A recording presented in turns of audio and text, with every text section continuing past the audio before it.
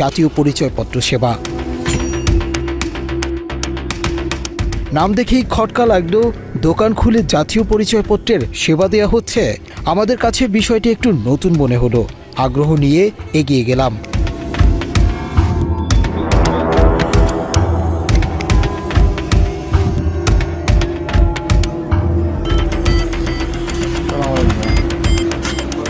নামের মতো দোকানের ক্রেতা বিক্রেতাদের আচার আচরণও অন্য দোকানের চেয়ে একটু ভিন্ন।